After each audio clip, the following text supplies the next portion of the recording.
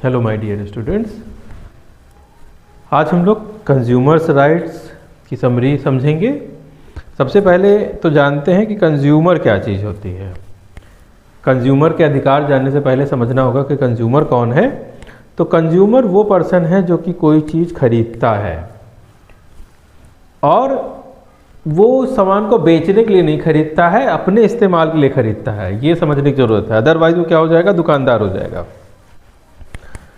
और ये गुड्स हो सकती हैं, सर्विसेज हो सकती हैं जिसका वो पेमेंट करता है। अब ये जो पेमेंट होता है ये कैश पेमेंट हो सकता है, करंट पेमेंट हो सकता है, तुरंत दिया तुरंत पैसा चुकाया, या लोन पे हो सकता है, या थोड़ा दिया थोड़ा चुका बाद में चुकाया। तो इस तरह से सारे ही तरीके इसके हो सकते हैं। तो अब ये जो कंज्यूमर्स हैं इनके कुछ अधिकार होते हैं। ये कंज्यूमर के अधिकार किस प्रकार से होते हैं? जो बहुत सारी प्रॉब्लम, अगर आप कोई सामान खरीदते हैं तो मान लीजिए दुकानदार ने कोई ऐसा गड़बड़ की। वो गड़बड़ किस तरह की हो सकती है? हो सकता है मिलावटी सामान दे दिया हो, जो काली मिर्च में पपीते का बीजा डाल के दे दिया हो, जीरे में फूल झाड़ू मिक्स कर दी हो, लाल वाली मिर्ची में पिसा हुआ ईंटा डाल दिया हो। ये सब हो सकता है। मिलावटी दूध हो सकता है। उसी तरह से मान लीजिए कि कोई डिफेक्टिव सामान दे दिया है, टूटा फूटा है, या जो स्टैंडर्ड वो दिखा रहा है उस क्वालिटी का वो प्रोडक्ट नहीं है, ख़राब क्वालिटी का है, पुअर क्वालिटी का है, या एमआरपी से ज़्यादा पैसा उसने चार्ज कर लिया मान लीजिए। और हो सकता है कि मान लीजिए कोई अगर जो ऐड है, बहुत सारे जो ऐड होते हैं वो चीज़ों को बढ़ा चढ़ा के दिखाते हैं। अगर इस प्रकार से कोई ऐड है, भ्रामक विज्ञापन है, वो भी एक प्रकार का फ्रॉड है। और इसके अलावा बहुत सारी सर्विसेज हैं जो वादा करती हैं मगर वो उसको पूरा नहीं करती। तो यहाँ पर सभी जगहों पर कंज्यूमर राइट्स आते हैं। तो कंज्यूमर राइट जो होते हैं वो कई प्रकार के होते हैं। पहला होता है राइट टू सेफ्टी। तो राइट टू जो सेफ्टी है वो गुड्स एंड सर्विसेज जो होती हैं उनको जीवन को कोई खतरा ना हो, हेल्थ को कोई खतरा ना हो, उसके लिए प्रोवाइड किए जाते हैं। वहीं पर जो फूड आइटम होते हैं जैसे मेडिसिन है या इलेक्ट्रिकल अप्लाइंसेस है, आप कोई सामान लेके आते हैं, बिजली का वो करंट मार रहा है, सामान लेके आए वो ख़राब है, दवा है एक्सपायरी है, नुकसान कर रही है। इसीलिए बहुत सारी मार्किंग की जाती है स्टैंडर्ड को मेंटेन करने के लिए। तो जैसे बिजली के सामान को ISI मार्क दे दिया जाए, उसी तरह से बहुत सारे मार्क्स हैं जो हम लोग आगे देखेंगे। इसके अलावा जानकारी, सही जानकारी होनी चाहिए। किसी भी प्रोडक्ट हो, अगर आप चिप्स भी खरीद रहे होंगे तो उसके ऊपर 5 रुपये की चिप्स पे सारी डिटेल दी होगी कि इसकी MRP कितनी है, क्या क्वालिटी है, क्या क्वांटिटी है, कब इसको बनाया गया था, कब तक इसको यूज़ किया जा सकता है। ये सारी चीज़ें उसके अंदर दी होती हैं। वहीं पर राइट टू चूज़ होता है हमारे पास कि गुड्स एंड सर्विसेज को हम लोग सेलेक्ट कर सकते हैं। कैसे सेलेक्ट कर सकते हैं कि मान लीजिए कि एक फ़ोन सेम रैम का और सेम जो है स्टोरेज का आपको कम दाम में मिलता है, वही आपको दूसरा ज़्यादा दाम में मिलता है। तो आप चूज़ कर सकते हैं कि आपको कैसा चाहिए।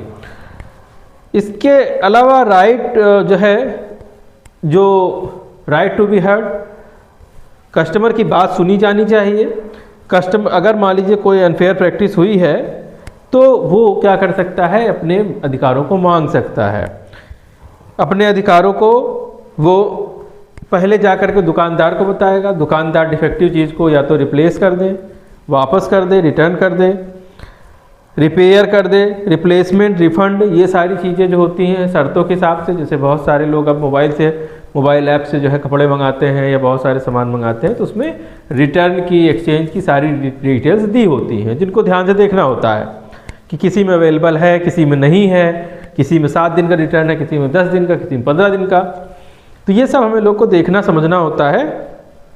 कुछ प्रोडक्ट में वारंटी होती है, कहीं नहीं होती है। तो इन सब चीज़ों के लिए ज़रूरी होता है कि कंज्यूमर का एजुकेट होना, कंज्यूमर को इन सब चीज़ों की समझ होना, तो राइट टू कंज्यूमर्स एजुकेशन कि जो प्रोडक्ट है वो सही है, ड्यूटीज़ सही हैं, और उसको जो है न्याय अगर चाहिए तो वो न्याय मांग सके। अगर मान लीजिए उसकी बात नहीं सुनी जा रही तो उसकी वो न्याय मांग सकता है। अब इसमें कंज्यूमर की कुछ जिम्मेदारी होती है। कंज्यूमर की क्या जिम्मेदारी है कि कंज्यूमर अपने अधिकारों को लेकर सचेत रहे, MRP चेक करे, एक्सपायरी डेट को चेक करे, क्वांटिटी क्वालिटी चेक करे, कैश मेमो की मांग करे, क्योंकि बिना कैश मेमो के आप कोई भी केस फाइल नहीं कर सकते। इसके बाद जो लेबल है उसके इंस्ट्रक्शन को बहुत ज़्यादा ध्यान से पढ़ना चाहिए कि उसमें क्या बात लिखी हुई है, और अगर मान लीजिए कोई किसी प्रकार की गड़बड़ी हुई है, किसी प्रकार का एक्सप्लॉयटेशन हुआ है, तो आप उसके खिलाफ बिल के साथ जा कर के क्लेम कर सकते हैं। बहुत सारे सर्टिफिकेशन मार्क्स होते हैं। वो जो सर्टिफिकेशन मार्क्स हैं ISI इंडस्ट्रियल प्रोडक्ट के लिए होता है, वहीं पर एग मार्क जो होता है एग्रीकल्चरल प्रोडक्ट के लिए होता है। हॉल मार्क जो होता है वो ज्वेलरी प्रोडक्ट के लिए होता है। FSSAI AI जो होता है वो फूड जो है सेफ्टी के लिए होता है। BSI bureau of Indian standard है, जैसे कि हेलमेट वगैरह पे, इन सब चीज़ों पे लगाए जाते हैं। इसके बाद कंज्यूमर प्रोटेक्शन एक्ट है 1986। ये जो एक्ट है कंज्यूमर के हिसाब से बनाया जाता है। ये एक लीगल सिस्टम है जो कंज्यूमर को सुरक्षित करता है। कंज्यूमर अपनी कंप्लेन इस पर दर्ज कर सकता है। इस अधिकार को 2019 में फिर से रिवाइज किया गया और इसके अंतर्गत ई-कॉमर्स या ऑनलाइन जो शॉपिंग थी उसको भी इंक्लूड किया गया। इसके पहले ऑनलाइन शॉपिंग को इंक्लूड नहीं किया गया था। कंज्यूमर जो है 3 टायर कंज्यूमर रीएड्रेसल सिस्टम है। रीएड्रेसल मतलब है अपनी शिकायत को कहाँ कहाँ दर्ज कर सकता है। तो पहला डिस्ट्रिक्ट लेवल हो गया, तो डिस्ट्रिक्ट लेवल पर अगर नहीं मैनेज होगा तो स्टेट लेवल पर जाएगा, और स्टेट लेवल पर नहीं हैंडल होगा तो नेशनल लेवल पर जा सकता है। बहुत सारे जो कंज्यूमर मूवमेंट होते हैं वो चलाए जाते हैं। ये जो कंज्यूमर मूवमेंट होते हैं वो लोगों को जागरूक करने के लिए, उनका एक्सप्लॉयटेशन ना हो उसके लिए होते हैं। NGO होते हैं जो कि अवेयरनेस को, जागरूकता को फैलाने का काम करते हैं, जैसे जागो ग्राहक जागो, इस तरह के विज्ञापन आते हैं। 24 दिसंबर को नेशनल कंज्यूमर डे मनाया जाता है। Thank you.